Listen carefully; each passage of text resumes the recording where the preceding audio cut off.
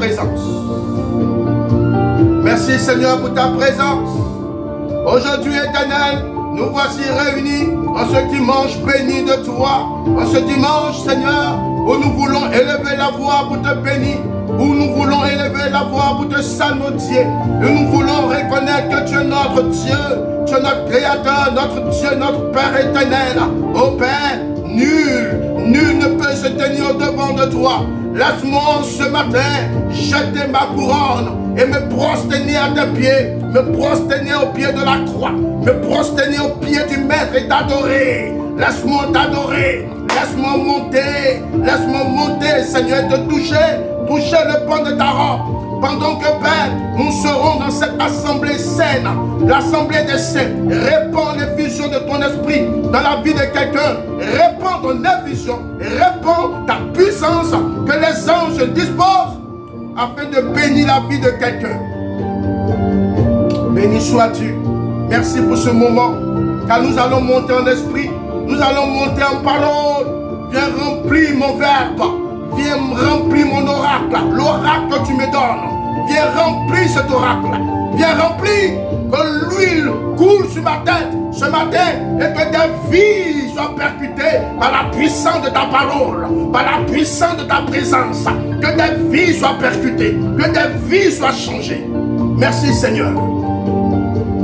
Je te rends toute la gloire, je te rends toute la gloire. Béni sois-tu Seigneur, viens régner, Esprit de Dieu, il faut régner maintenant même. Règne dans ma vie, Esprit règne. Merci Seigneur pour ce moment. Dieu va nous faire du bien, my God. Je vois l'émogénisme du Seigneur. Je vois sa suprématie. Je vois sa domination. Il est là. Il est sur l'autel de ton âme. Il est sur l'autel de ta vie. Ce matin, je vais te présenter Jésus-Christ de Nazareth. Je vais te présenter le Yeshua. Je vais te présenter le Sauveur. Oh my God. Merci Seigneur de remplir la vie de quelqu'un pendant que je serai en train d'annoncer tes oracles.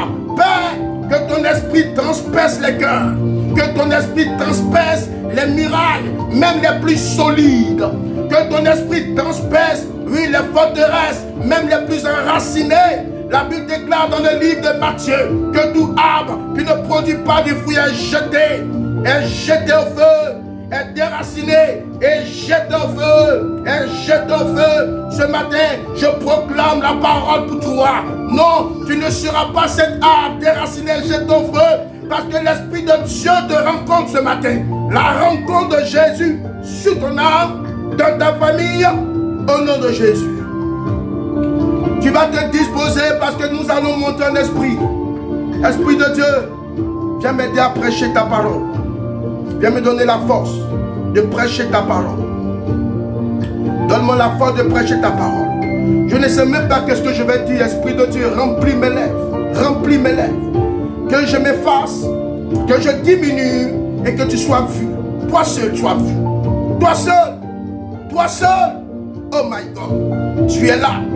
Tu es là. Change la vie de quelqu'un qui t'aime. Change la vie de quelqu'un qui est consacré à toi. Change la vie de quelqu'un qui croit en toi. Eh ben, n'ai-je pas dit que si tu crois, tu verras ma gloire. Donne-nous de croire afin de voir ta gloire. La gloire de Dieu. Dieu patronise la vie de quelqu'un maintenant, pendant que je parle. Pendant que je parle, les défis, les différents défis qui sont devant de toi, qui pesaient sur ton âme, Dieu t'en libère. Dieu t'en libère. Dieu t'en libère. Dieu te fait passer un autre niveau de ta vie, au nom de Jésus. Merci pour ta touche, Esprit de Dieu. Laisse-moi prêcher ta parole, car je suis conditionné, Seigneur. Je sens l'Esprit aller à un autre mouvement en ce matin. Père, je suis conditionné par ton Esprit. Oh my God, je vais te dire, toi qui es connecté, toi qui vas entendre plus tard, oui, cette parole, ou toi qui es connecté, je vais te dire, ne pleure plus. Arrête de pleurer. Arrête de pleurer. Arrête de gémir. car Dieu voit les douleurs de ton cœur. Dieu voit les douleurs de tes larmes. Il est en train de te les essuyer. Il les essuie. Il les essuie. Ce même Dieu que tu loues, ce même Dieu que tu pries, ne t'abandonnera pas. Oh, il essuie tes larmes. Il les essuie et te dit ces paroles par le son de ma voix. Il t'aime. Il t'aime. Il t'aime. Il t'aime. Il ne te lâchera pas. Son cœur pour toi. Oui, tu es la prunelle des yeux de l'Éternel. Cette situation qui est devant de toi passera. Cette situation ne demeurera pas toujours. Elle ne demeurera pas pour toujours. Elle passera. Elle passera. Voici la main de Dieu qui te rencontre. Reçois l'Esprit. Reçois la grâce.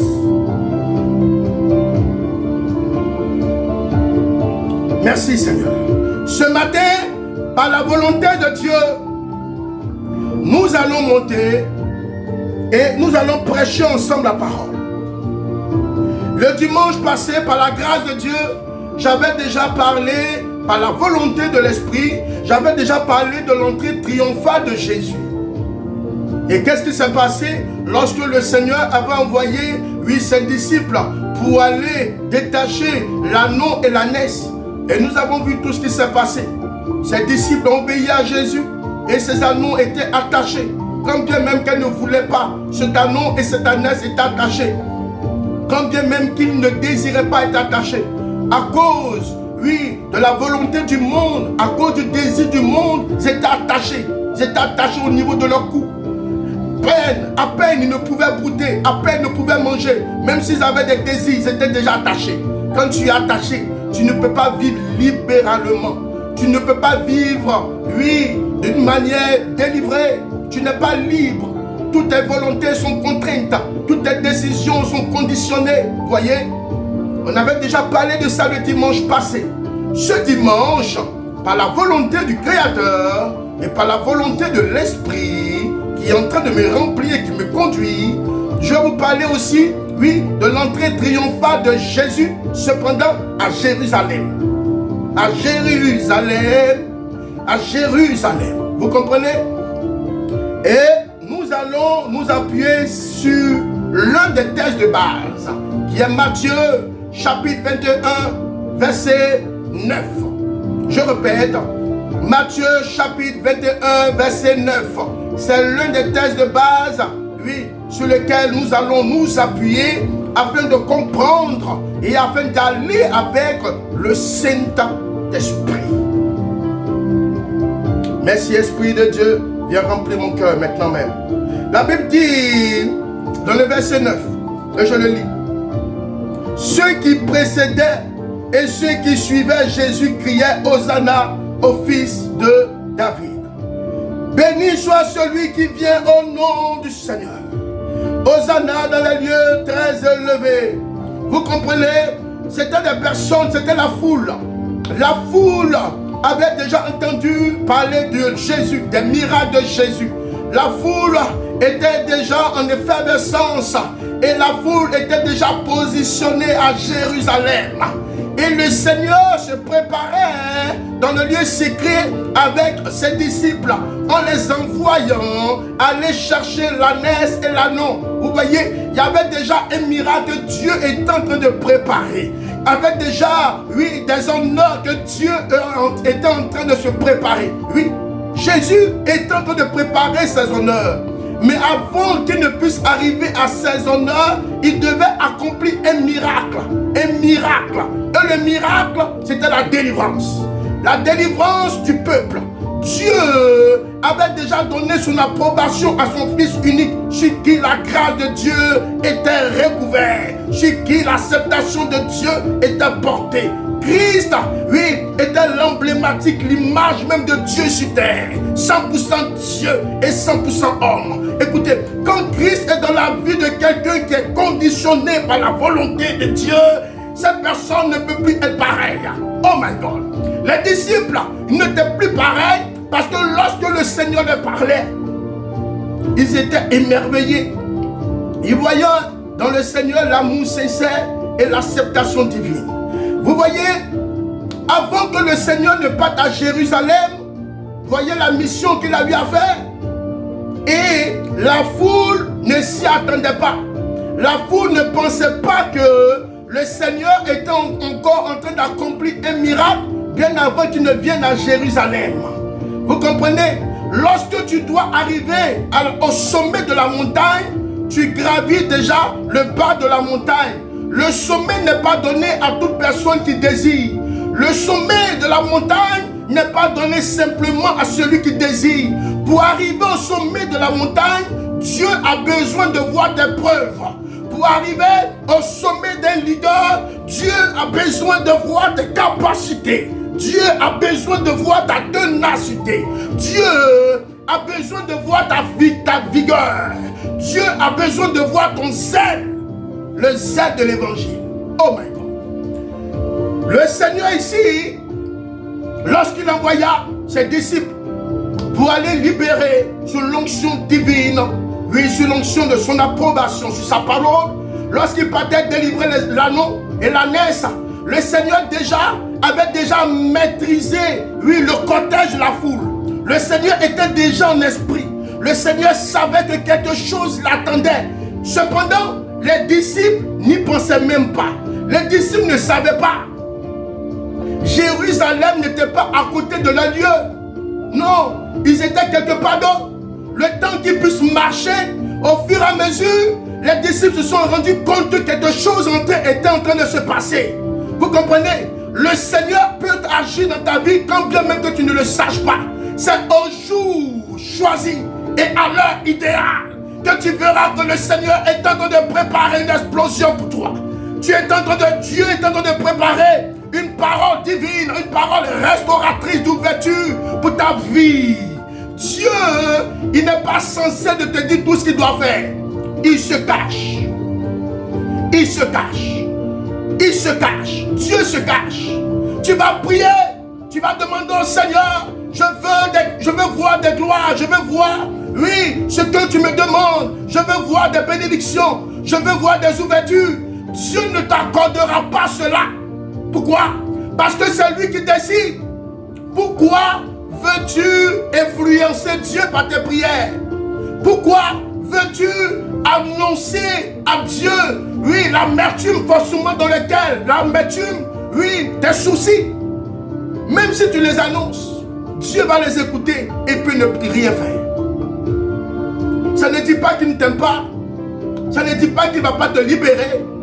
Ça veut dire, ce n'est pas encore le temps. Je le redis, le temps avant le temps de Dieu n'est pas de Dieu. Le temps après le temps de Dieu n'est pas de Dieu. Le temps, pendant que je parle, le temps à l'heure marquée de Dieu et à l'heure choisie de l'Esprit est le temps du Créateur. Quand il vient te rencontrer, oh my God, tu vas crier Hosanna. Hosanna veut dire Sauveur, viens maintenant. Hosanna veut dire Sauveur, viens nous libérer. Hosanna veut dire Sauveur, je te reconnais comme mon Dieu. Hey, Hosanna. Hosanna. La foule, quand bien même qu'elle était à Jérusalem, elle était en train de préparer l'entrée du Créateur, l'entrée de Jésus.